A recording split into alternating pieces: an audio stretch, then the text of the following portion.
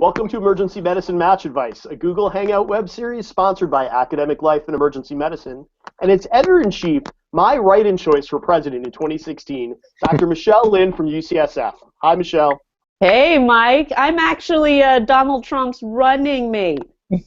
Oh, my 7-year-old daughter would take great concern with that. I'll have to reconsider my write-in for sure. Well, anyway, Michelle, we're back with our final episode, our last episode of Season 2, guys. And this one's entitled EM Match Advice If You Fail to Match. I'm going to keep making that face. This is going to be a tough one for our listeners to listen to, but to offer their sage advice on this very challenging of our topics are three outstanding program directors who've joined us today. Dr. Mary Westergaard from University of Wisconsin-Madison. Hello, Mary. Hello, thanks for having me. Dr. Daniel J. Egan from Mount Sinai St. Luke's Roosevelt, too many names for that hospital, in Manhattan. Hi, Daniel. Hey, Mike. How are you? I'm well. And then Dr. Tiffany Murano, I'm so excited, is on the panel from Rutgers University, New Jersey Medical School. Hi, Tiffany. Hi. Thank you for having me.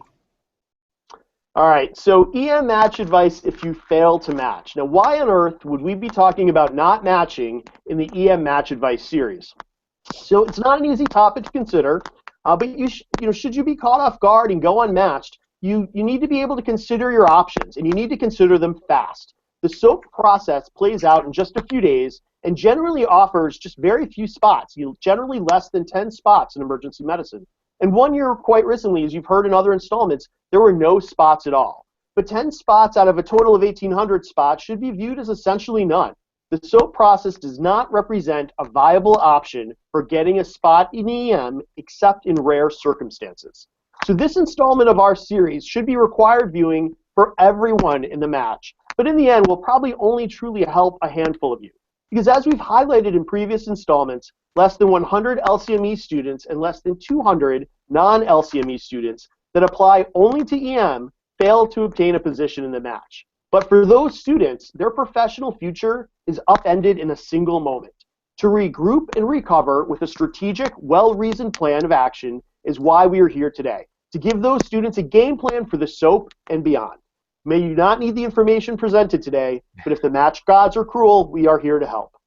So let's talk strategy with our program directors and get some advice for our viewers who are worried about not matching. And we're going to start with Dr. Mary Westergaard from Wisconsin, and we're going to begin our discussion with a review of the SOAP process, right? It makes sense that students who fail to match to EM will try for one of these spots, and we should start by reviewing the SOAP. So, Mary, tell me, how does the SOAP process work? What is the SOAP? So what it stands for, Mike, is the Supplemental Offer and Acceptance Program. And this used to be called the Scramble back in my day, which I think is probably more of a descriptive word. But it starts on the Monday of match week. Programs and applicants will get an email, and I think it comes out at like 11 a.m. Eastern time, and you'll get an email that says either I matched or I didn't, and then for program directors, either I failed or I didn't. So in the very unfortunate circumstance that you get an email that says that you didn't match, then you become, as long as you fill out, as you meet some other requirements, eligible for the SOAP process. And about 2 hours later, programs can begin reviewing your application for one of these unfilled positions. And like you mentioned, in emergency medicine, it's going to be less than 10 spots. I heard somebody say expect no more than 4 or 5 this year. But there are 1,000 or so spots out there, mostly for prelim positions. So you find out you didn't match, unfortunately, and then you really have a few hours to go ahead and start putting in another application. So ERAS opens back up to you. You can put in the application for one of these unfilled spots. So that happens on Monday afternoon. And then on Tuesday, programs have an opportunity to review the applications of everybody who's applied for their unfilled spots and then start making phone calls. And then on Wednesday morning, there starts 5 rounds of offers. They go through every 2 hours. You will get an offer hopefully through the NRMP website, and then if you don't, then it locks up for 2 hours, and then the next 2 hours you have another opportunity. And that happens, I think, 5 total cycles on Wednesday and Thursday, and then it closes at 5 o'clock on Thursday. So it begins really Monday. As soon as you get that email that says you have not matched, what do? You walk yourself over to your student affairs office and the process begins right away. Is that? Yeah, it does. And, I think it behooves residents or applicants to go ahead and have already planned out in their mind what they're going to do. Hopefully your medical school has told you if you're high risk of not matching. And that's not really the time to come up with your backup plan, although I've seen people do that. That's really a time to implement your backup plan. Yeah, that's exactly why we're doing this video today, is so that everyone has a legitimate backup plan. So they get the email. It says, you have not matched. They flip out and cry for a few minutes, probably. It's totally legit, everyone, by the way. Crying's okay. And then you're going to walk across campus to your student affairs, and you're going to log in, and you're going to register. And then it's sort of out of your hands for a full day. Is that what you're telling me, or even 2 full days? Yeah, well, at that point, you need to put in your SOAP application. So I think most people rewrite their personal statement. You can even get new letters. Okay. To your application, so it does, you'll have to be fast about it, but it does make sense to kind of revamp your application at that point, especially if you're applying in a different specialty now. Okay, so on that first day, it's not just you register and you walk away. It's register, perhaps rewrite some things. That's interesting. I didn't know that. Okay. And then the next day, are there phone calls that get made? Are there interviews that happen? Or is this really just they call you, they make sure everything seems legit on the phone, and an offer's made? Yeah, there are phone calls and interviews. If you're in town, maybe they would invite you in person, but I think the vast majority of them happen via Skype or just by phone. A really important point is that all of these communications have to be initiated by programs. So your dean, your school, your mentor, you cannot make any communications, can't start that, but hopefully they will call you and start to investigate your interest in their program. I'm sure we could have an entire episode just on sort of the strategy involved in what you say and what you write and what your new letters may reflect about you, but any general advice about how the student represents themselves in this sort of new and narrowed time frame? I think you have to own why you didn't match. You need to figure that out in a hurry. I've walked a few people through this process, and one of them revamped their application for pediatrics. Actually, peds often has some holes, and got some letters ready to go for that. So I think what we would be looking for as an unfilled, if we were unfilled, what I'd be looking for is somebody who had applied very narrowly. So say that's what happened to you. You got bad advice. I would highlight, oh, I'm not a bad applicant, I just got bad advice. If that's true for you, I would really highlight that, because that's what everybody's looking for, that diamond in the rough. Okay, all right. And then those 2-hour blocks that occur on Wednesdays and Thursdays, those are periods of time where the students are doing something specific, or is it really the programs are re-ranking and trying to make decisions, and then offers go out, and then they fail to fill, and then they're refilling or they're re-ranking their lists? Is that sort of what's happening in those 2-hour segments, or should the students be doing something actively during those periods of time? Not really, unfortunately. They're just waiting. So, what those 2-hour blocks are, they're protected time for you to decide whether you're going to accept an offer. So imagine that you got 5 offers. As as you learn about them and you need to make the choice, they'll be open for 2 hours. But if you don't accept them, then they'll open up for the next block. Okay, understood. Great. What special rules exist in the SOAP, that must be adhered to in order to prevent that match violation, right? There's match violation landmines all through this process, and I'm sure that the SOAP is laden with some as well. Are there any tips or tricks that you have to have the students make sure they're following the rules? Yeah, I think the biggest one are that you can't contact programs, that your dean's office can't contact programs, and your faculty and mentors can't either. And that's got to be so tempting when you're in that position, especially when you have people who are offering potentially. But that would be a match violation. I think the other one is you can't be outside the SOAP process. If you're in it until Thursday at 5 o'clock. So you can't make side deals with a prelim spot that wasn't in the SOAP. Programs don't have to be part of the SOAP. We all have to register for it, just like the applicants do. So you can't do a deal outside of the SOAP. That would be the other big violation. So if you're registered in the SOAP waiting for an EM spot, and your surgical program at your home institution is not in the SOAP, and they offered you a spot, you can't accept that spot. That's what right. you're saying. That's okay, right. You're all in. It's part of the all-in. Okay, got it. But if you wanted yeah, if you wanted that spot in that scenario, you could just decline any offers that come through and wait till Thursday at 5 and then accept it. But you know, And you're then going accept it. to hold it for you too. Okay, got it. Now, let's take a different view. Is this a viable option, do you think, for students who fail to match to EM? No, I don't think so. Like I said, this is such a stressful time, and I think a lot of people. It makes sense, of course. This is if you have that shot, of course you would go through it, and there are a handful of people that do get that match. I would say I haven't matched somebody out of the soap, but my guess would be it's going to be those diamonds in the rough and the people who got bad advice and didn't apply globally. So if you knew you were at risk matching, you're probably not one of those very very appealing applicants. So I think it makes sense, and I understand why people go through it, but no, I don't think it's a viable plan as your only backup plan. And I think if you're going to go and do a prelim year in medicine or surgery or peds or family medicine or something like that, that's something you need to have thought about well before you find out that you didn't match, because like I said, I've walked a student through this, and just to see the emotions that they go through, and you can't plan the rest of your life in 2 hours when you're at the most stressed out you've ever been in your life. So yeah, that's going to be a good segue to our next segment. But this is really just a numbers game, right? So we're saying there's 100 LCME and 200 non-LCME kids right there. We're going to go after these 5 to 10 spots. As a numbers game, it's not something to hang your hat on. It's not a good insurance policy. Plus, you've got all those folks who fail to match, the surgical subspecialties in ortho and et cetera. We're also going to turn to EM and think that we're somehow some viable option. So those numbers just balloon from there. right. My last question, you've talked about helping some students through this process. What tricks or tips did you learn, or any bad lessons learned that you could share with the listeners so that they know they don't make the same mistakes again? Yeah, I think about the one student that I had who was actually probably should have matched if you look at all the data that this student had.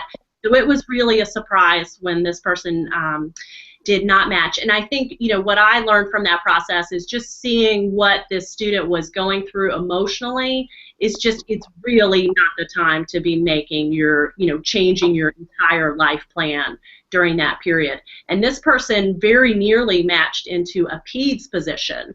And I think that would have been the wrong choice. And after the fact, this person actually reapplied the next year and did get into a residency program. So it turned out well for that resident. But there were a few moments there where she could have made some pretty drastic decisions that would have changed everything. And once you match with a prelim spot that you don't necessarily like, you're locked in. I mean, that's you've signed on the dotted line at that point. So it really is a binding match once you match through SOAP. Dan and Tiffany, maybe have you guys helped anybody through the SOAP process? Do you have any lessons that you can share that are best practices? We'll start with Dan.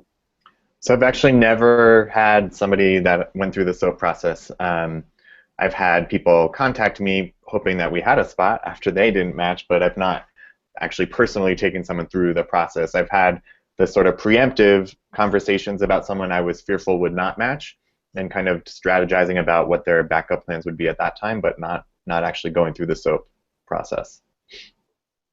So the message there to next year's Match Advice Series listeners is that you want Dan Egan to be your advisor because he gets everybody into emergency medicine. How about you, Tiffany? Are you as good an advisor as Dan? No comment on that, but I think the best piece of advice that I can give the students is if you know that you're high risk for not matching, just make yourself available match week. So don't pick match week to do your international medicine trip in Africa where there's no Wi-Fi. Stay by your phone and really look to enlist the EM leadership in your medical school and at your home institution, because really they can be great advocates for you. Yeah, actually, that's a brilliant point to bring up, that you cannot do away rotations if you're at all concerned about your ability to match. I absolutely agree. They have the clerkship director and myself and a couple other key faculty on pager, that Monday, ready to run over to the dean's office to start helping our students should any of them be in that position. And I think that's an important point. I can't take vacation. You shouldn't be able to take vacation either, right? So that's the point. All right, let's switch gears, and we're going to get some more sage advice from Dr. Egan.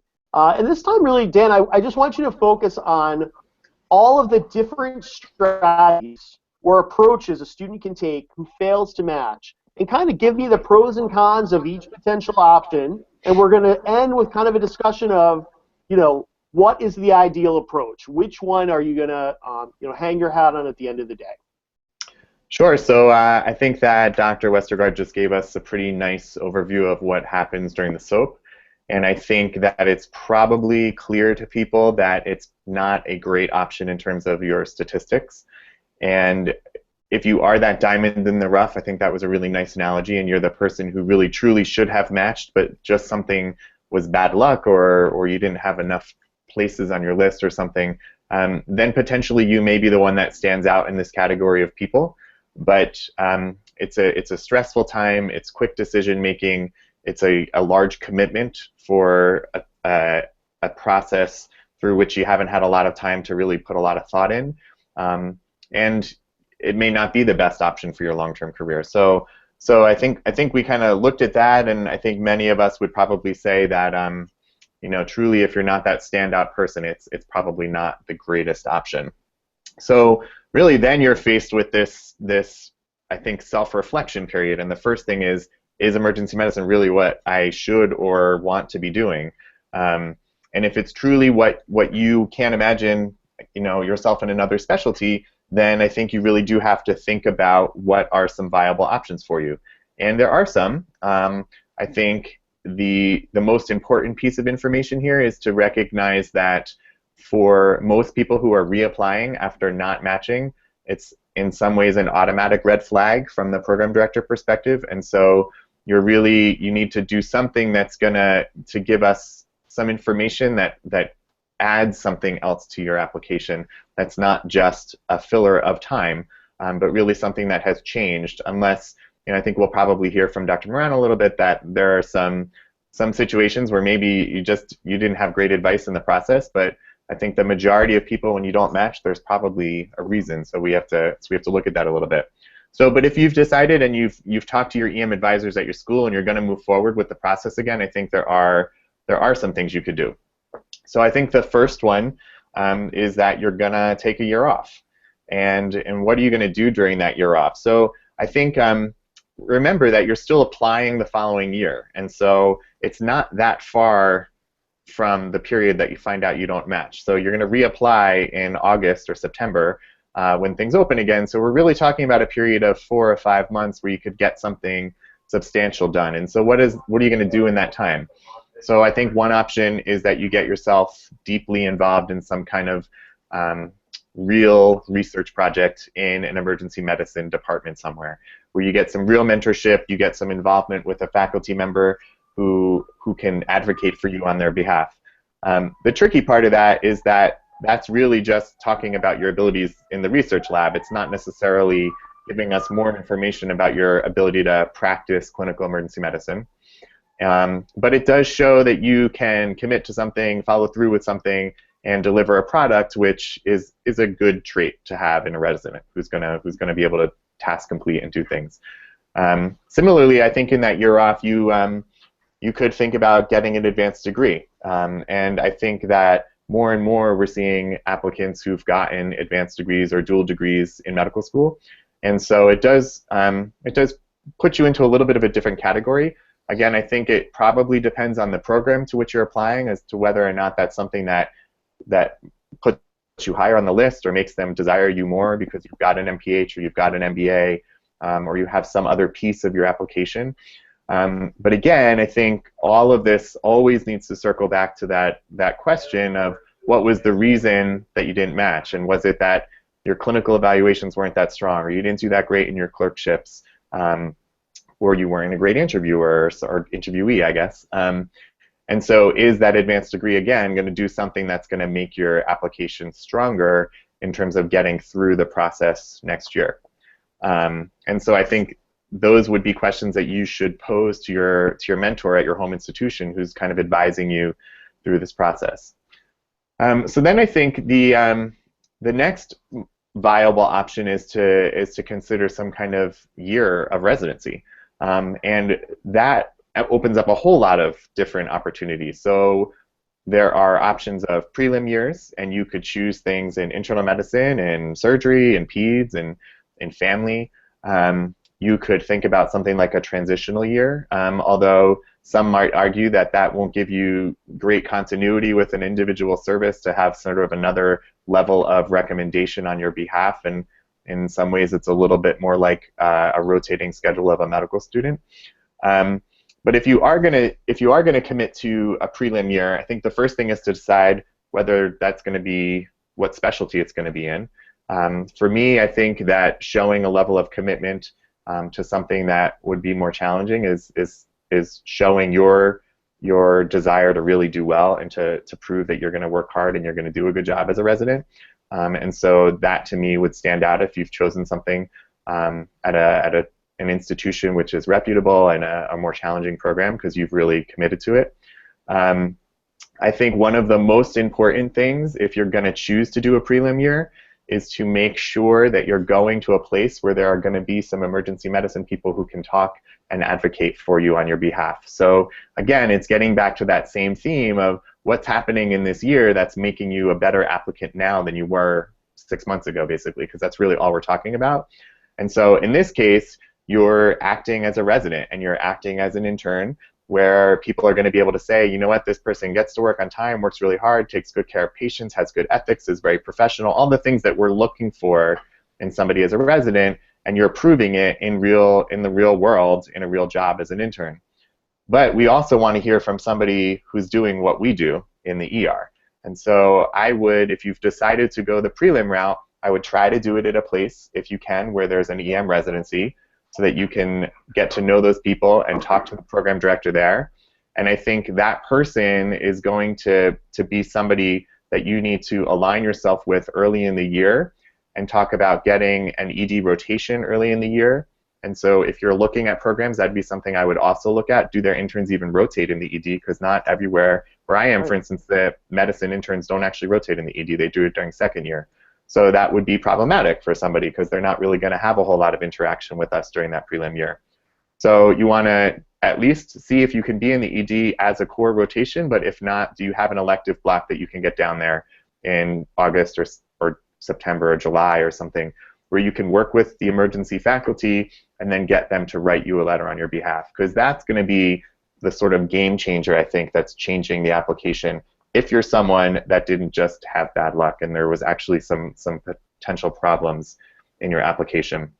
So get down there early, reach out to the PD in the emergency department, and really I think if you go to a place that doesn't have EM faculty, I think it's going to be a little more challenging because we're truly all scanning your application again, trying to find validation that it would be okay to invite you for an interview and then potentially match you. And that's going to come from people that we know. So we all know each other. It's a small world in EM residency leadership. So we're going to call our friends and our colleagues, and you're going to say, hey, I see this person's an intern with you guys rotating from medicine or surgery. Are they really great? And someone might's going to say, yeah. Or he's going to say, you know what, no. But if it's a person that I don't know, it's going to be less easy for me to reach out. I guess the other thing to talk about just in terms of what you could do in terms of a residency position would be taking a categorical spot.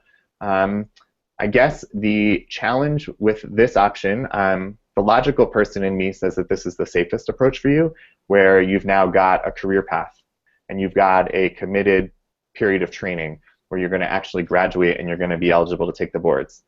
The potential problems with this is that if you're going into an open categorical spot, is that a place that, you know, is the caliber of a program you'd want to be at if they had a lot of open spots where it was easy for you to get into. But also the PD in me is feeling bad for the program director if you're truly still planning on applying. So you've now joined a residency program and told them I'm going to commit to my 3 years with you, or whatever, 5 years if it's surgery or something like that. And then in a couple of months, you're going to be reapplying for emergency medicine. And that's not going to be the most comfortable conversation with that program director because you're definitely going to need the support of that program director in your application because we're all going to wonder what how you're performing as an intern or a resident. So it could immediately set you off on the wrong foot with your with your brand new categorical program director, where if you don't match again, you're going to be with that person for a couple years who's going to sort of be doubting your commitment to their specialty or their program. And that's just sort of the selfish PD side of me. But I kind of can get the reason you'd want to do that for career safety on the other side as well. So that's a challenging answer. And then I guess one of the other things is that people have moved into this kind of 5-year plan of med school, and I don't know if all of you have realized this as well, but you're reading some of these applications where suddenly someone's on the 5-year med school plan, and it's not totally clear to me why it's suddenly 5 years, and I speculate that maybe they didn't match in another specialty or they didn't match last year, but it's never explicitly said. So they do a little bit more coursework, or they add some research months, and now suddenly their med school, their curriculum has extended to 5 years, and so they're back in the match as a senior med student, but it's not so obvious that there wasn't a match there. So that is a reasonable option. Again, similarly, getting back to that same concept that you have to do something that's going to really change your application.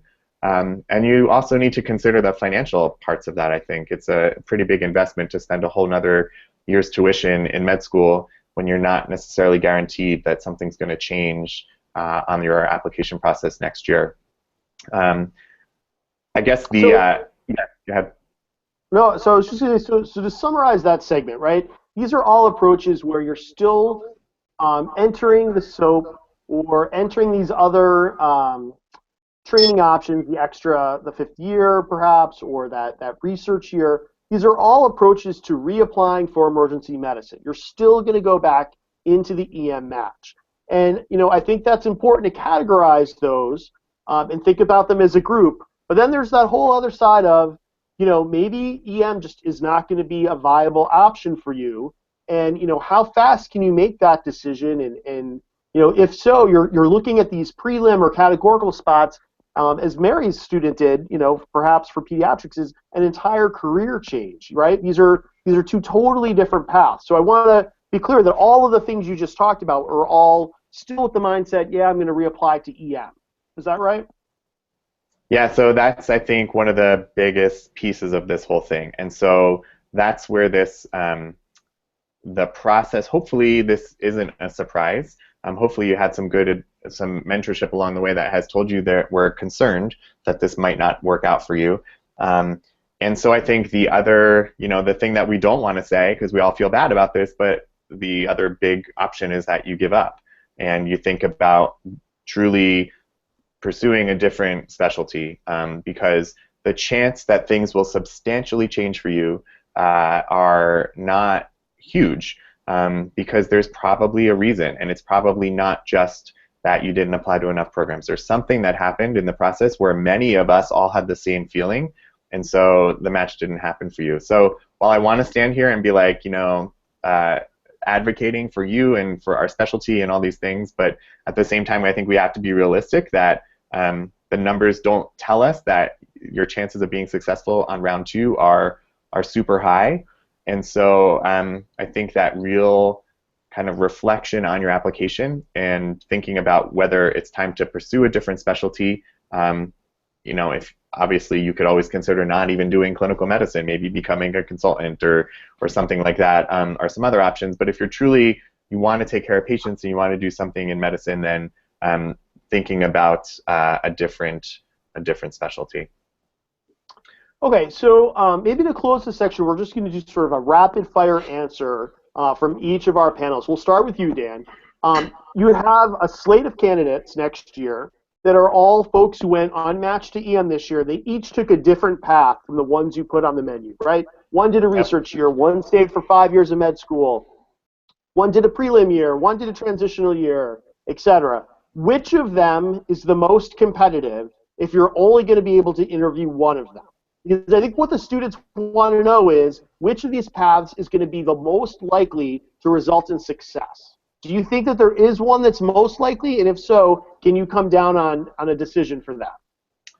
Yeah, so I think that if I had to choose one, which is pretty realistic because I don't think we're all going to be choosing to interview a lot of these candidates, for me, it would be the person who's doing a prelim year at a place with an EM residency who's got a letter in their file from the residency director of that program at the hospital where they are. Excellent. Okay, Tiffany, what's your feeling on this? I'd like to commit. I don't think that there's a big, I can make a blanket statement. I think that all candidates are not created equally. I do agree with Dan that, you know, someone who is kind of field tested as an intern, maybe even in another specialty, if you can get into another institution and ingratiate yourself into the emergency department and get to know the EM folks there, and get a letter from them, I think that that is probably the most competitive candidate, but I think that there are other factors that go into each individual applicant that you have to consider as well. And Mary, what's your feeling on this? Do you have a favorite applicant out of that menu? Yeah, I think I agree with the other two answers. One thing we haven't talked much about is I actually had a position open up in a PG2 spot, and so that's something that these transitional interns often are looking for as well, for PG2 spots that open up, and maybe I can join an EM program. And I think, you know, those do come around here and there. But if I had to, you know, again, I think any of them could work depending on the individual applicant's circumstances, but I think what I would want more than anything is for somebody who knows how they perform in the department to call me and say, oh my gosh, look what's you know, what options you have. Here's this great student applicant. And I think, you know, if they're doing research that year or clinical work or whatever, if I had someone vouching for them saying they're going to be a great EM resident, that's golden. That's what I would want. Because, you know, anybody could be good or bad in each of those situations, and I recognize that. All right, well, that's great, Dan. Thanks for that review of those. And I think we're going to switch to our final panelist, Dr. Murano from Rutgers. And, you know, this is really the big question is, why did this happen at all? Why did the student go unmatched? So maybe you can help us understand how a student should begin to reflect on a failed match outcome. Yeah, well, you know, the student needs to do a lot of reflection in a very brief period of time, and I think that all goes back to really looking at what kind of applicant they were. And in my mind, you know, were they non-competitive from the beginning, and it was a matter of either they had low USMLE scores, they failed either pre-clinical or clinical rotations, maybe had some bad comments in the SLOs, maybe a professionalism issue. And the competitive applicants, though, you know, those are the ones that have the great USMLE scores and, you know, honored all of their clinical rotations. But were there problems during the interview? Were they just not a good interview? Did they have maybe something in a SLO somewhere that ranked them low, unbeknownst to them? Or did they apply too ambitiously? So too many competitive programs and not a safety. And then there are those latecomers, right? The folks that do EM in December. So they've applied for another specialty and then they rotate in the emergency department and they say, oh God, EM is the greatest specialty in the world, which by the way it is. And they decide that they want to kind of toss things aside and go the EM route. And in my mind, those are more commonly the students that extend their medical school training, then do more rotations, away rotations, and beef up their application and really gear things towards emergency medicine. And I think, you know, it's hard for the students to really do this when they're in the throes of things. It's very emotional initially. So again, I think that they need to really go back to the medical school, talk to the EM leadership there, really to gain insight into what happened with the application process. Yeah, I mean, I'm thinking back. I've been at Northwestern for, this is my 13th year, and there's been a handful of students along the way that have gone unmatched, and some of them have been real surprises. I mean, you know, we've looked at their file and we cannot figure out what it was. And, you know, which always leads me back to, you know, did they just interview poorly, right? Was it the one thing that I couldn't observe? But, you know, even so, I interviewed them myself, right? And they, you know, and I didn't pick up on them being necessarily someone who I put on the at-risk list. So sometimes it's just difficult to figure out. But my guess is if the students are listening to this hangout, they're probably the ones who already think like, gosh, maybe I'm in, I'm in risk area. Maybe the writing's been on the wall all along, and how would they know? We've done a lot of talk in these past installments, particularly last year. There was an installment, Mirror on the Wall, Am I Competitive? We haven't talked about the opposite, right? Am I not competitive? Because there's a difference between just being average and then, having one of those, red marks on your file like the ones that you listed. Sure. So do you think going into the match that you can tell which of your students is really at high risk of not matching? Yes, we can. And when they meet with us at the end of their third year, we identify them, and I think the key for them is to really get the backup plan, like Mary was saying, sooner rather than later. The day to figure out your backup plan is not the day that you get that email from the NRMP saying that you didn't match. You really need to go into the whole process, even the application process, knowing that you are at high risk for not matching and kind of figuring out what the next step is. So is it safe to say that those students that you've identified, they're aware of who they are? You or your dean's office or both have already met with them. It's soon to be the middle of January here as we tape this. These are not students who in February at call like you need a backup plan. Like they know now. Yeah, I think that the key point here is that some people really don't want to hear that. And it's important for medical students to really keep an open mind and heed the advice of, the EM leadership and the medical school mentors, because they've been doing it for a long time. They know who's at risk. And I know myself, I have advised students who have been at risk and they just don't want to hear it and they don't follow our advice, and then they run the risk of having to scramble or soak now. So I think that they need to really work with the medical school and formulate that backup plan. But absolutely, our medical school is really quite aggressive about identifying those students and really working with them to create the best backup plan. And then also for those less competitive or average students, really making sure that they are not shooting too high. And applying to more the upper tier, not applying to more upper tier programs, but really shooting for something that is within their range. So, I think your school and my school probably, and most schools have a good sense of the pulse of this and really are quite aggressive, as you point out. But certainly not all schools are. I think there's going to be some students watching this who are sitting there with 4 interviews, watching the calendar, realizing they're not going to have this big set of options when they go to rank, and no one's contacted them and no one's really helping them.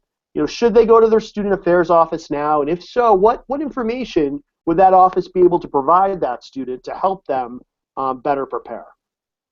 I mean, if at this point in the game in mid-January a student is just now reaching out to the medical school and saying that they don't have a whole lot of interviews, they should be working with the medical school and the EM leadership to figure out what the next step is, and maybe that is extending their medical school training or one of the options that Dan had reviewed, but really what is the next step from here and what is the best choice for them moving forward. And everybody's going to have a different choice that works best for them. It's really individualized. So it's going there to get info on options. Okay. And then sort of. No, go ahead. Go ahead. No, it's fine. No, I was going to say. I was going to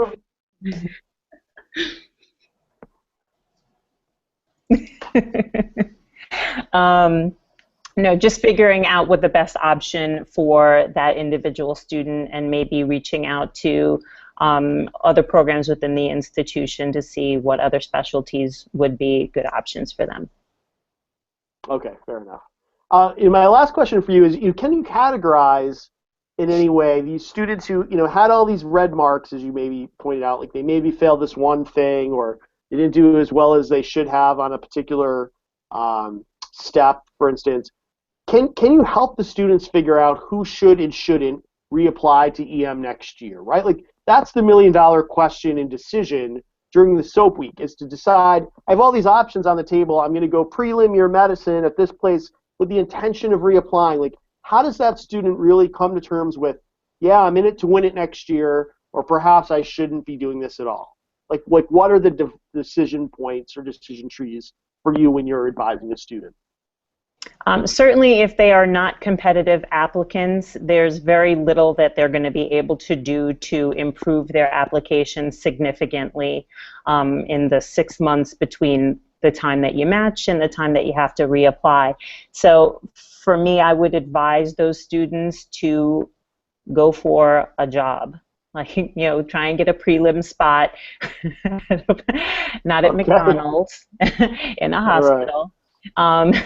Doing medicine, and try preferably an institution that has an emergency department with a residency, so that you can kind of do the audition, and, you know, hopefully that prelim program will work with the student, have them do rotations in the emergency department so that they can, you know, audition and try again that way if really their heart is set on applying for emergency medicine. But I think that, again, a lot depends on self-reflection and really taking the lead from the EM leadership that knows them the best, which would be their home institution, and they'll be able to really honestly tell them if this is the specialty for them or they need to really move on. And we've had to do that, and it's not a fun discussion, but it's a discussion that needs to be had. Any other final comments on sort of this reflection process, or any other thoughts as these sort of students that are concerned kind of enter this potential time period? I have one thought, which is I've kind of noticed this anecdotally, but if the word fit comes up in pretty much any conversation of a student who's borderline or not doing well, somebody who's got a fit issue, I will recommend that they be done with emergency medicine. So I would just have a finely tuned ear for that particular word for fit, because I think we all know what that means, and we can spot it when people, and it's rare that you can say, oh, they're just not a good fit for EM. But if somebody is telling you that, that is a huge red flag that you need to do something else, a different specialty. No, I think that's a great point. There's, you know, every year there's one or two that we interview. They're like, gosh, that person would just be such a better internist than they would be emergency physician or psychiatry or whatever it might be. I think it's a really good point. Michelle, what thoughts do you have after listening to this crazy panel give their tips and tricks? Yeah, well, you know, I am definitely not an expert on this, but yes, this is a crazy panel, but it's a crazy awesome panel of experts that we have here today. I'm super excited because I still occasionally advise. I'm not involved with the interview season anymore, but I come upon these people who do ask for advice, and I'm like, in my head, my answer is, well, there's a lot of different potential answers, but really what I'm thinking is I have no clue what the answer to this is, and so I'm really excited to learn all these lessons. And so the first lesson I learned from Mary is that I need to write in my letter that this person is a wonderful fit for emergency medicine to make them more competitive. And the second thing I learned is it's a common theme throughout all of our hangouts, which is get great mentors who can guide you through this process to give you, do the appropriate rank list of breadth so that it's appropriate for, to optimize your chances for matching. And apparently that mentor should be Dan, because, I mean, God, look at all those awards and certificates back there. He's never had to do the SOAP or scramble, so, like, those are good odds. We'll just put up Dan's email and home number later. And then, and Mary's, like, great idea of, let's think of a great backup plan, because, hopefully you don't have to use it, but you might as well have it. But the question I did have for Mary is that you said you can actually change the application, which I wasn't aware of that you could do. Do you recommend them actually to ask for instance, PEDS, letters of recs the week before and just kind of have them ready to go, or is it more like ask on the day of? I would. I actually was reading a little bit to prepare for this, and you can apparently start uploading documents even. I read that in one place. So yeah, I would start on another personal statement reflecting on why you didn't match, and start asking for some letters if you're going to apply for a different specialty. I would do that early and have that plan ready to go. That's awesome. That's like the presidential candidate who writes their concession speech before the election. Right? I mean, that just seems awful. I mean, it's good advice, right, in a conservative world and a world where you're going to be self-protective. But gosh, what hard advice No, to you're have to like, don't even give. put that in the air. But I think it's Yeah. an uncomfortable thing you have to be around. So it sounds like the applicant has to be honest with themselves. They got to put themselves into one of two bundles. One is like, I really got bad advice, but I think I'm still pretty competitive. And there's another one that's just like, I just got a red flag, and I got to get around this. And then if you're in the red flag bin, to figure out what that is, and then do kind of a kind of like a targeted therapy approach. Like, you know, if you're dying of sepsis, you want antibiotics and fluids, and if you got a cut, you want to suture it. You don't necessarily want to suture the septic patient because they're just going to still die of sepsis. So, you know what I mean? Like, you got to be more targeted in what your problem is, and then try to address it, whether it be take the USMLE boards again, or do like a prelim year where you can actually show that you're able to synthesize knowledge and apply it. So that's kind of what I'm going to take away with it. I'm gonna run with your sage wisdom and go from there. Thank you. Yeah, and I think we'll close there unless the panel has any other final comments, and we're going to switch gears to our plug your program closing, which is always one of Michelle's favorite parts of these installments, is to learn about our various programs from the program directors. I will say, though, just as a point of closure, that I'm surprised none of you voted for the 5-year plan. I think I would vote for 5 years. I would say just stick it out for another year. Go do like 6 EM rotations at a bunch of different places. Somebody might like you, and you can kind of hold on to the process a little bit. And frankly, I'm screening 1,100 plus applications. I might miss that you're on the 5-year plan. I might not be calculating those dates. I might be more likely to be inviting you than if I'm able to look at somebody who's like clearly in a residency PGY1 prelim spot. My spidey sense goes up. So that's sort of my 2 cents. I know I'm not a panelist, but I'll just throw that out there. All right, so let's end with tell me something that I don't know. We're going to start with Dr. Westergaard from a nearby program, one of my neighbors, a fellow Big Ten conference program. Tell me something that I don't know about the University of Wisconsin-Madison. All right, Mike, this is challenging because you do know a lot about our program. Yep. I think this. So things you probably do know. I think we're well known for our med flight program. We got 2 helicopters that are full time. So a lot of the residents. I don't fly personally; it's not required, but that's a big selling point. I think the theme since I've started has been to really crank up the expectations and put them really high for the residents, and back that up with high investment. And I think that comes through with our global health experience. It's very easy to do 2 months abroad as a resident here, and I think that's a big selling point. But I think what people don't know is that it's actually I feel like I had inherited a program that had a lot of camaraderie between the faculty and residents, but it's actually required, and people don't know that, but our faculty are actually required to take the residents out for deep fried cheese curds after their 3 to 11 shift. So that's faculty actually get in trouble if they don't have residents at the bar after shift. So there you have it. All right, cheese curds in Wisconsin, for those not from my part of the country here, are outstanding. I don't know whether you're doing Culver's or... No, Blue Moon across the street. All right, nice. That's good. So, World Mary is awesome. I've watched her lecture at regional AAM conference around here, and she is just so professional, so the bomb. And she's so lucky to run an amazing program where I have tons of friends. My shout-outs to Azita and Giannis and Aaron and Brian and Andy and all the Northwestern kids who've gone up there.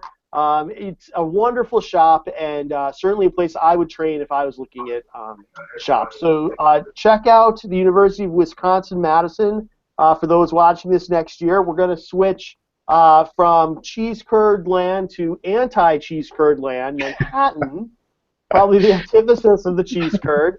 We have street vendor food. It's really amazing. All right. Well, maybe we'll start there as you tell me something I don't know, Dr. Egan, about Mount Sinai St. Luke's Roosevelt, a very long name for a program. We have a lot of names. So something you don't know. So there's a lot that people do know. I'm told that we have this pervasive theme on the interview trail of the happy residents. And I think a lot of that comes from the fact that we have essentially a big old dorm across the street where everyone from the hospital lives, including some old school attendings that are still kind of here from their day. So you could do laundry with your co-residents on a regular basis, which is pretty amazing. And then it's a 3-minute commute essentially because you have a shuttle service. I don't know that my residents actually know how to take the subway because we have a shuttle back and forth constantly. So we're known for that. I would love to plug that although we, I think, are known for our clinical training, we've really changed our tune in the last 5 years and are putting half of our class into really competitive fellowships each year. And we are the home of the graduate. One of our graduates is the creator of mdcalc.com, Ms. Dr. Graham Walker, and also the institution where the nnt.com started. So we've got some legacy building in our program here. We are not as racy as the Newark compatriots that we saw on New York Med who shared our screen when we were filmed, Dr. Murano potentially. She had more of a spotlight than I did, but it's an awesome, I love to say, the best 3-year program in New York City if you're looking this way. So so come visit us. Well, so World, I absolutely agree with Dan's assessment that his program's legacy on the trail has got to be wellness.